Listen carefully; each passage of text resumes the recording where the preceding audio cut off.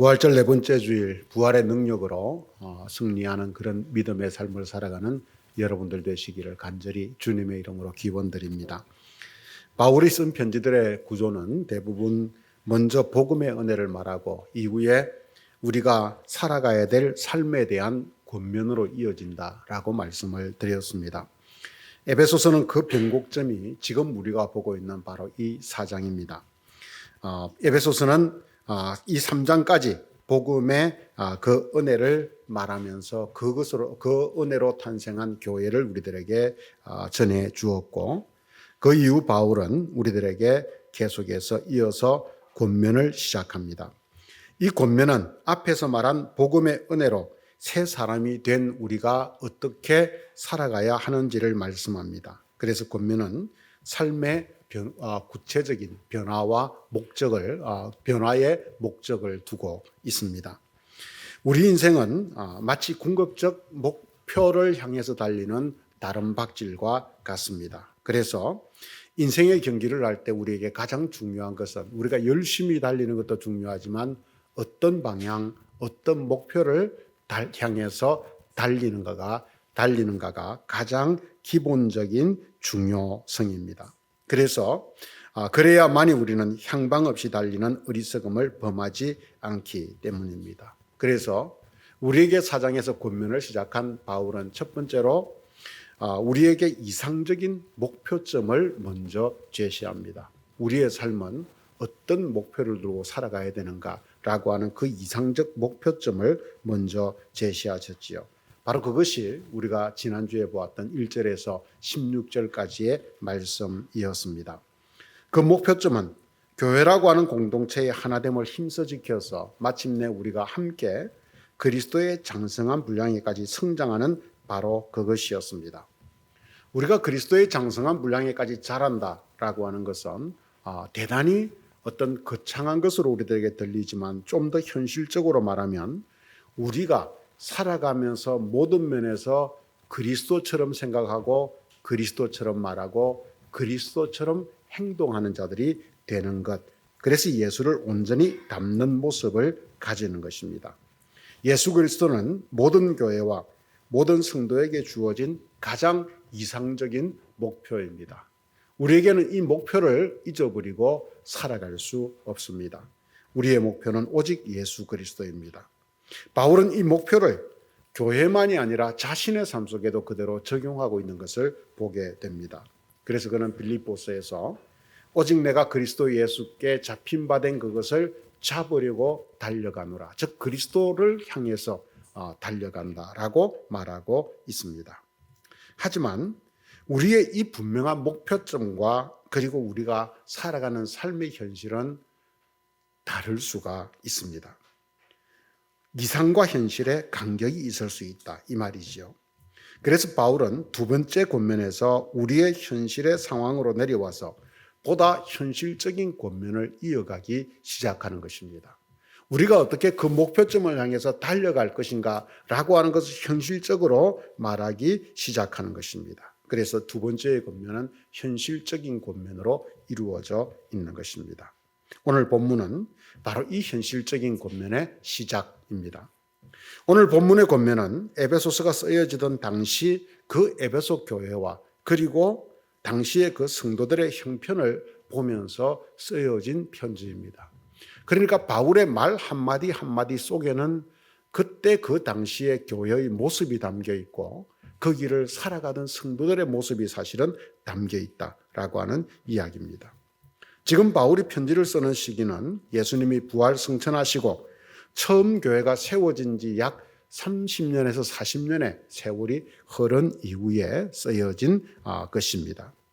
우리는 사도행전에서 오순절 성령 강림을 통해서 처음 시작된 교회의 그 역동성과 생명력을 기억합니다.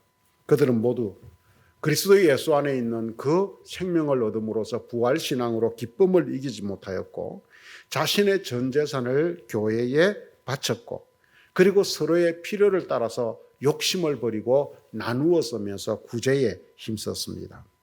그 역동적이고 새로운 삶의 양식에 놀란 사람들은 그들의 선행을 칭찬했고 예수 믿는 사람들은 그것으로 인해서 점점 더 늘어갔습니다. 그들의 모습이 전도의 도구가 되었던 것이지요. 그런데 그로부터 약 3, 40년의 시간이 흐른 후에 교회와 성도들의 모습은 어떠했을까요? 우리는 이것에 대해서 한번 생각을 해보아야 됩니다. 그들은 여전히 그 역동적 생명력을 유지하고 가지고 있었을까요? 오늘 본문 20절은 오늘 우리들에게 지금 그들의 현실적인 모습을 엿보게 되는 뼈아픈 한마디를 우리들에게 남겨주고 있습니다. 그것이 바로 20절의 말씀입니다. 같이 한번 읽어볼까요? 오직 너희는 그리스도를 그같이 배우지 아니하였느니라. 무슨 이야기일까요? 바울은 지금 믿지 않는 사람들을 대상으로 말하고 있지 않습니다. 현실의 그리스도인들을 보면서 바울은 지금 권면을 합니다. 그런데 그 첫 마디가 무슨 말입니까? 너희가 예수를 그렇게 배우지 않았지 않느냐? 이 뼈아픈 한마디를 던지고 있습니다. 이 한마디의 말씀은 이 편지를 받아보던 당시 교인들의 생활상을 우리들에게 보여주는 하나의 단면이 됩니다. 그들은 예수를 처음 배운 것과 다르게 살아갔습니다. 즉 처음 성도들이 가졌던 그 모습, 그것과 달리 달라진 왜곡된 그런 신앙생활을 해가고 있었다라고 하는 이야기입니다. 그래서 너희가 그리스도를 그렇게 배우지 않았는데 너희는 지금 어찌 안 믿는 사람들과 하나도 차이도 없이, 아니 오히려 그들처럼 살아가고 있느냐라고 묻고 있는 것입니다. 이런 사실은 본문 첫머리인 17절에서 보다 더 확실하게 볼 수가 있습니다.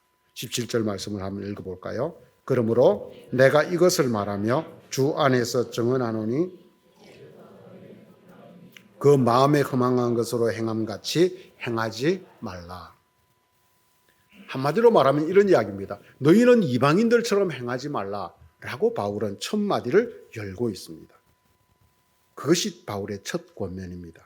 이 말씀은 예수를 주로 믿고 따르는 너희가 어찌 예수를 모르는 사람들처럼 똑같이 마음에 허망한 것을 따라서 살아가고 있느냐라고 하는 뜻입니다.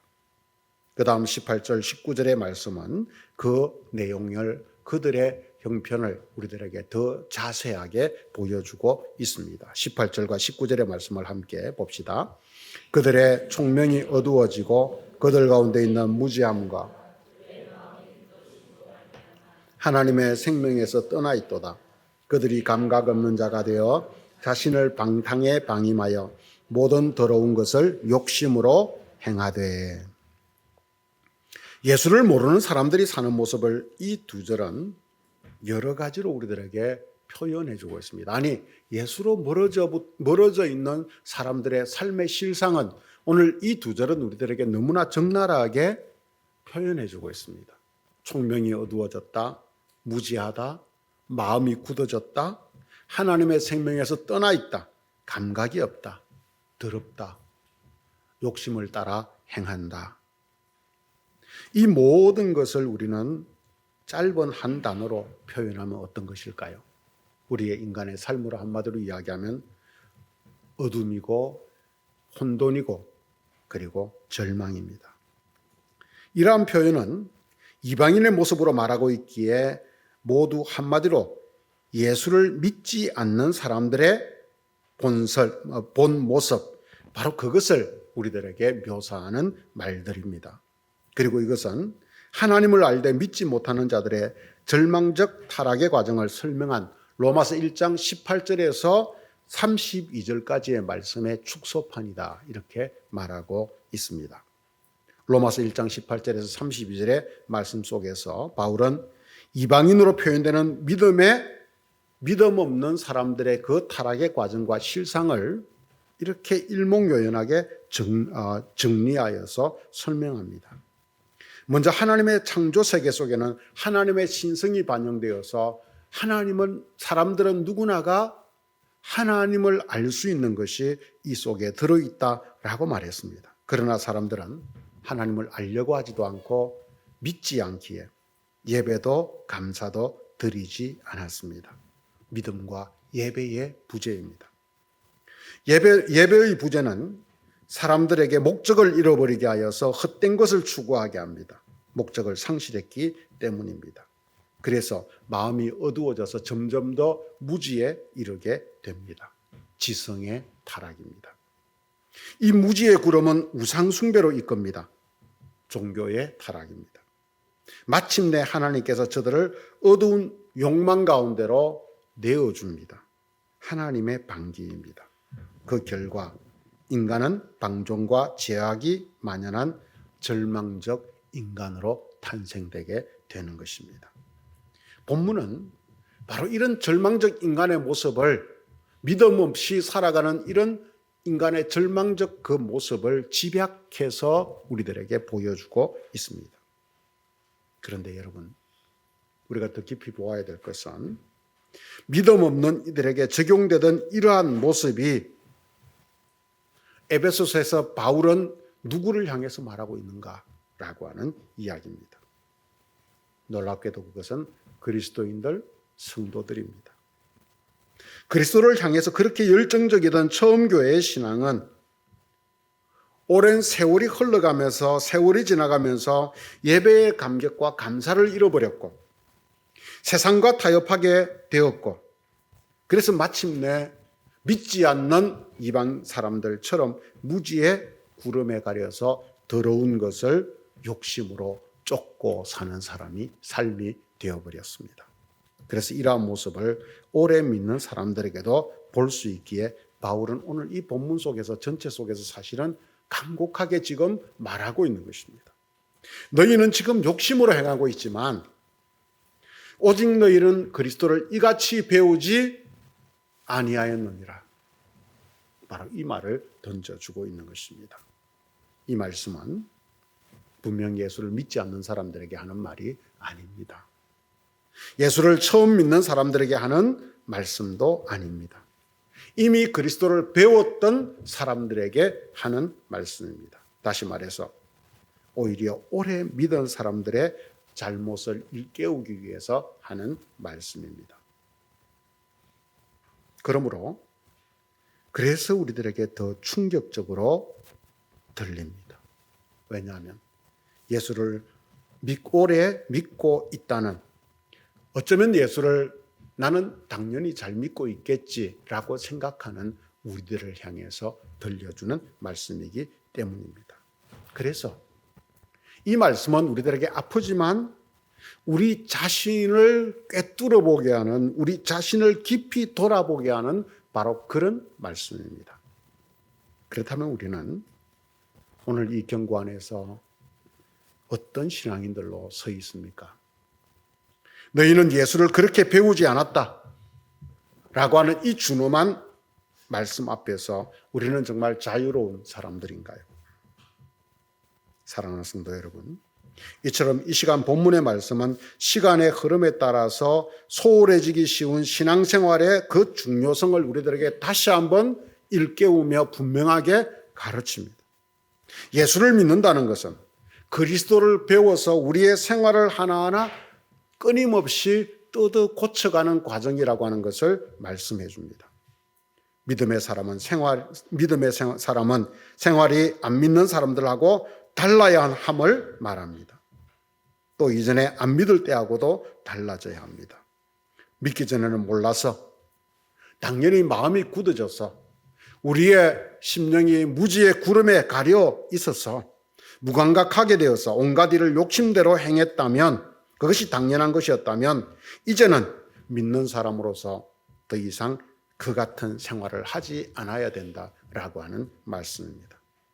반대로 말하면 그럼에도 불구하고 너희가 지금 그런 일을 행하고 있지 않느냐, 이렇게 말하는 것이죠. 여러분, 작심삼일이라고 하는 말이 있듯이 처음에는 참 마음으로 정성을 들여서 신앙생활을 하다가 시간이 흐르면 차츰 우리도 모르는 사이에 참 마음과 열심이 식어지는 것을 우리의 신앙생활 속에도 그대로 적용된다라고 하는 것을 우리는 경험합니다. 왜냐하면 마귀는 세상의 파도를 통해서 우리를 점점 더 그런 쪽으로 몰아가기 때문입니다. 우리는 가만히 자리를 지키고 있는 것 같은데 세상의 세파는 그 바람을 통해서 우리를 점점 더 밀어갑니다. 어디를 향해서 밀어가느냐? 바로 이런 절망적 인간의 모습으로 다시 돌아가도록 밀어가고 있다라고 하는 이야기입니다. 처음 예수를 믿을 때는 순전했던 마음들이 세월의 흐름에 따라서 사라지기 시작합니다. 나중에는 예수를 믿는다고 하면서도 그전에 안 믿을 때 했던 생각과 행실을 다시 끄집어내어서 그대로 반복하는 수가 적지 않습니다. 믿지 않는 사람들과 그래서 차이가 사라져 버렸습니다. 그러면서도 우리 자신이 잘못 가고 있음을 깨닫지 못하는 것은 오늘 본문 18절의 말씀처럼 마음이 굳어져 있기 때문입니다. 그런 굳어진 마음을 우리의 무지가 가로막고 있기 때문입니다. 그런데 이것은 한 사람의 생명에만, 한 개인의 신앙생활에만 적용되는 것이 아니라 우리의 교회와 가정에도 그대로 적용됩니다. 교회도 처음에는 그렇게 열심히 서로를 섬기다가 어느 정도 안정이 되고 세월이 흐르면 생명력을 잃고 굳어진 교회가 되어버리기도 합니다. 이것이 교회의 역사였습니다. 그래서 교회는 예수 그리스도를 배우는 그 말씀을 따라서 자정과 개혁을 통해서 지금까지 방향을 잡고 새롭게 그렇게 자라왔습니다. 여러분, 우리는 모두 예외 없이 이 말씀의 중엄한 질책 앞에 자유로울 수가 없는 사람들입니다. 살다 보면 너는 예수를 그렇게 배우지 않았느냐라고 하는 질문 앞에 우리는 고개를 숙일 때가 한두 번이 아닙니다. 오히려 처음에는 나는 예수 믿는 사람이니까 달라야지라고 생각했다가 지금은 당연히 세상 사람들과 같은 모습으로, 같은 가치로, 같은 기준으로 판단하고 살아가는 그것을 우리는 너무나 당연하게 받아들이는 삶을 살아갑니다. 그래서 우리는 이 질문 앞에 고개를 숙일 때가 한두 번이 아닙니다. 여러분, 저는 그런 우리를 돌아보는 잣대로 오늘 특별히 19절 끝부분인 모든 더러운 것을 욕심으로 행한다라고 하는 말씀을 다시 한번 강조하고 싶습니다. 왜냐하면 이 욕심으로 행하는 것은 17절에서부터 말한 불신앙적 요소의 가장 표면적인 최종적인 결과이기 때문입니다. 예수를 믿는다고 하면서도 현실적으로 믿기 전에 가지고 있던 욕심을 버리지 못하고 살아가는 경우가 우리 생활 속에는 허다합니다. 예수를 믿는다는 것은 이제까지 내가 가졌던 생각을 버리고 예수님을 배우고 그 가르침을 우리 삶 속에, 우리의 가슴 속에 세워서 그것을 따라서 새 삶을 살아가는 것입니다. 그런데 내가 가지고 있었던 욕심을 이루기 위해서 예수를 필요로 하면 우리는 예수님을 자기 자신의 욕망의 종으로 전락시켜 버립니다. 이런 경우는 우리가 아무리 말로 믿음 좋은 척하면서 주님, 주님이라고 하지만 실제로는 자기가 주님이 되고 예수님은 자기 욕심을 채워주는 도구와 종으로 전락하게 됩니다. 여러분, 이 시간 정직하게 이 말씀 앞에 우리 자신들을 한번 세워보십시다. 그리고 우리 자신들을 한번 돌아보십시다. 모든 더러운 것을 욕심으로 행한다는 이 말씀 앞에 우리의 모습을 한번 대비시켜 보십시다. 나는 무엇 때문에 지금 예수를 믿고 있는가?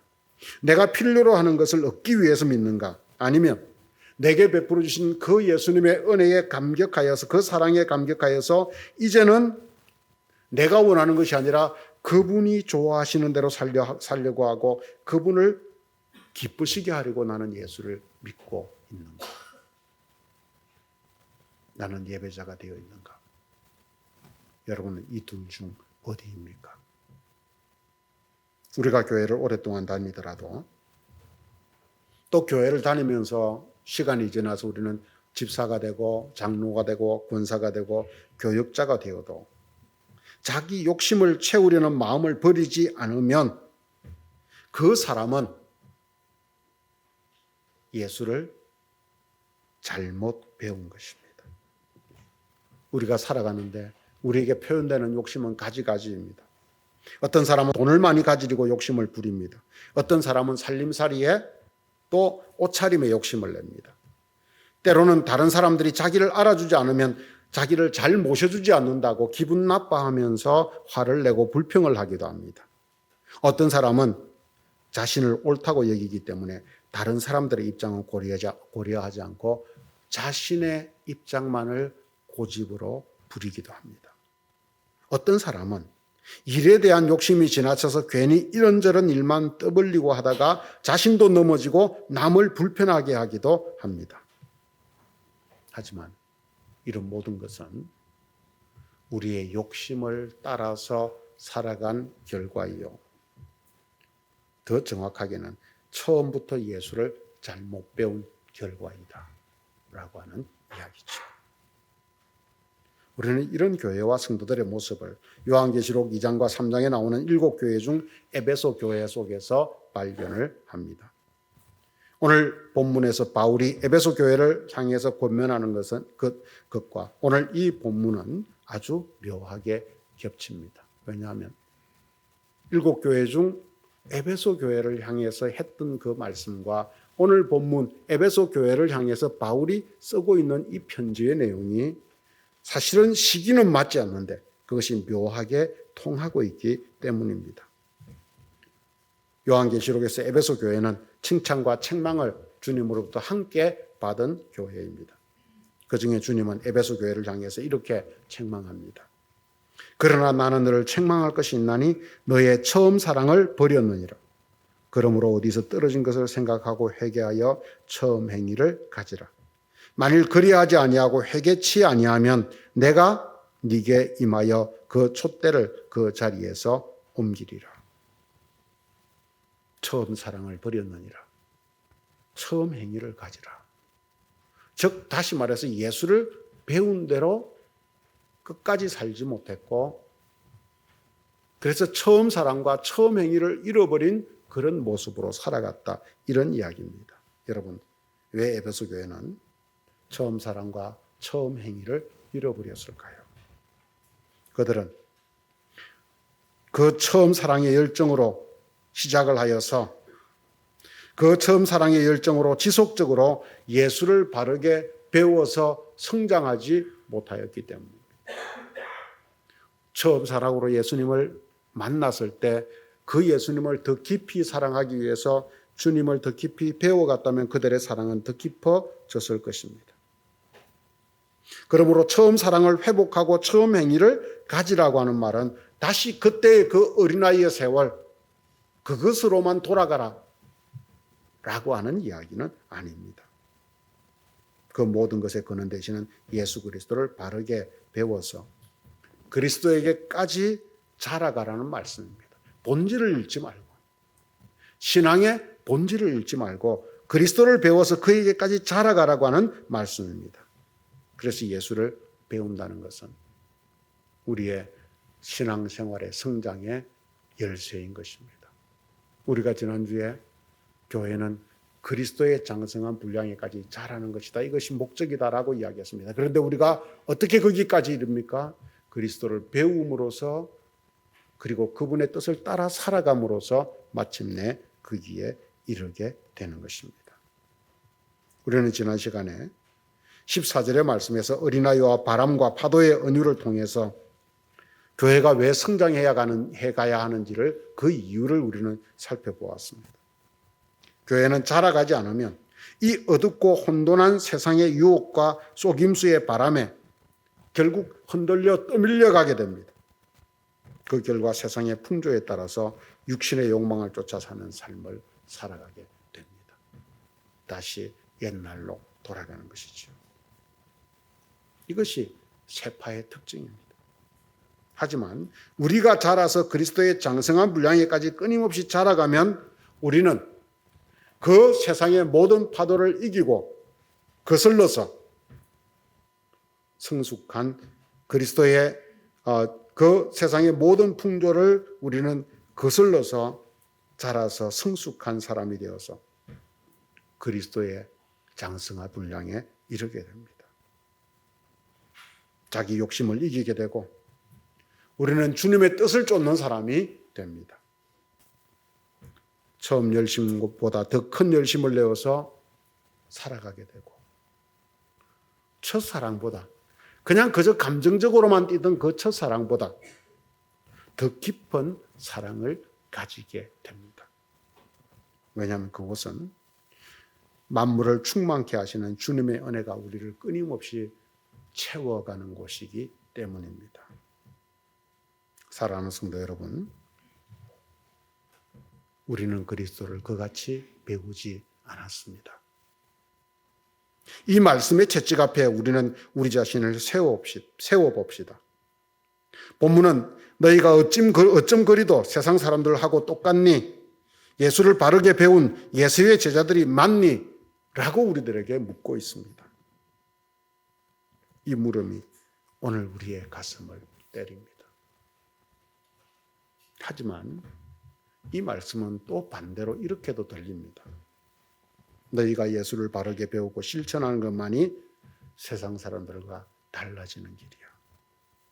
예수를 배우는 것만이 우리가 그리스도에게로 성장하고 그분께 나아가는 길이야. 라고 하는 말입니다. 그래서 이 말씀이 어떤 이들이나 교회에는 그래, 너희는 참 예수를 잘 배웠어. 라고 하는 칭찬의 말로도 들립니다. 여러분, 우리 교회, 오늘 우리 자신들은 어떤 사람들일까요?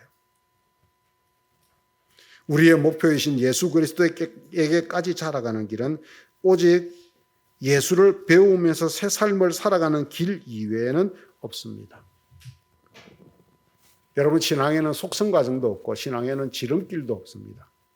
그저 우리에게 주어진 그 진리의 계단을 하나하나 밟아서 나아가다 보면 우리는 마침내 그 자리에 이르게 되는 것입니다. 그러므로 예수를 더 깊이 배워서 우리는 그리스도를 향해서 한 걸음 한 걸음을 옮겨 갑시다. 그리고 자라갑시다. 마침내 저 사람은 진짜 예수를 믿는 사람 같아요. 저 교회는 다른 교회와 달리 진짜 저 교회만 보면 예수님의 모습을 보는 것 같아. 예수님의 모습을 가진 교회야. 저 교회는 정말 예수를 잘 배웠어. 라고 칭찬받을 수 있는 그런 저와 여러분들이 될 수 있기를 주님의 이름으로 간절히 축원드립니다. 같이 기도하겠습니다. 하나님 아버지, 나를 감사합니다. 오늘도 저희들에게 귀한 시간을 주셔서 오늘도 이 주일 주의 말씀을 우리가 함께 듣고 나누게 하셔서 감사합니다. 주님, 너희는 그렇게 배우지 않았느니라 아니하였느냐라고 하는 이 한마디의 뼈아픈 말씀 앞에서 주님, 우리 자신들을 돌아보게 됩니다. 세월은 우리를 무너뜨리고 떠밀려 내려가게 하여서 끊임없이 세상을 향해서 나아가게 하였습니다. 그래서 이방인처럼 믿지 않는 사람들처럼 살아가게 만듭니다. 하지만 우리가 예수 그리스도를 올바로 배워 그 예수 그리스도를 배운 대로 우리가 살아가다 보면 마침내 우리는 그리스도를 잘 배워서 라고 하는 칭찬의 음성을 듣게 된다는 것을 오늘 이 말씀을 통해서 다시 한번 깨닫게 됩니다. 주님, 처음 교회가 시작되고 40년의 시간이 지난 이후에 교회의 모습과 성도의 모습을 바라보면서 오늘 우리 자신들의 모습을 돌아봅니다. 곡강교회가 시작되고서 지금까지 흘러와 이 교회의 한 구성원이 된 우리의 모습을 돌아봅니다. 주님, 우리는 처음 사랑과 처음 행위를 가지고 주님을 향하여서 끊임없이 자라가는 교회, 그리스도를 배운 대로 살아가는 교회인지 다시 한번 돌아봅니다. 주님, 우리에게 주어진 이상적인 목표를 향해서 나아가기 위해서 우리는 끊임없이 그리스도를 배우는 사람들이 되게 하여 주시옵소서. 그 가르침을 따라서 오직 우리의 마음과 생각과 행동을 옮길 수 있는 자들이 되도록 인도하여 주시옵소서. 예수님의 이름으로 기도드렸습니다. 아멘.